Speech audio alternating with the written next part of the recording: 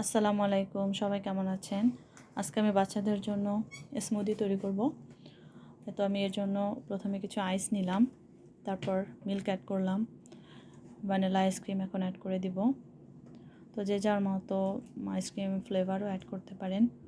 তো আমি vanilla আইসক্রিমই add করি সব সময়, কারণ আমার বাচ্চারা ভ্যানিলা আইসক্রিমটাই বেশি পছন্দ করে। ভ্যানিলা ইয়োগার্টও অ্যাড করা যাবে।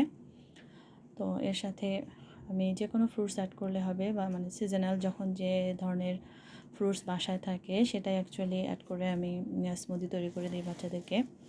তো আজকে রাজবেরি দিয়ে তৈরি করব আসলে।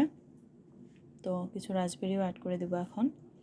তো সবগুলো যখন একসাথে হয়ে যাবে তখন ব্লেন্ড করেই হয়ে যাবে। একদম সিম্পল শর্টকাট, সব বাচ্চারাই মোটামুটি পছন্দ করে। তো আমার বাচ্চারা মোটামুটি স্মুদি পছন্দ করে, বাট সব রকম ফ্রুটস তো একদমই খেতে চায় না। তো রাজবেরিটা পছন্দ করে, তো এই জন্য রাজবেরি দিয়ে আজকে তৈরি করতেছি। কিছু সুগারও অ্যাড করে দিলাম, কারণ রাজবেরিটা এত সুইট না এই জন্য। বাট সুইট ফ্রুটস হলে একদমই সুগার অ্যাড করার প্রয়োজন হয় না। আর আমার বাচ্চারা অনেক বেশি সুইটও খেতে পছন্দ করে না, তারপরে একটু অ্যাড করলাম। মোটামুটি একটু সুইট হলে ভালো লাগে খেতে। তো যাদের বাচ্চারা একদমই ফ্রুটস খেতে চায় না, তারা এভাবে স্মুদি তৈরি করে দিবেন। কিছুটা হলেও বাচ্চারা একটু হলেও ফ্রুটসের ভিটামিনটা পাবে। আমার বাচ্চারা টোটালি ফ্রুটস খেতে চায় না, তো আমি ট্রাই করি মাঝে মধ্যেই এভাবে তৈরি করে দিতে, এই আর কি।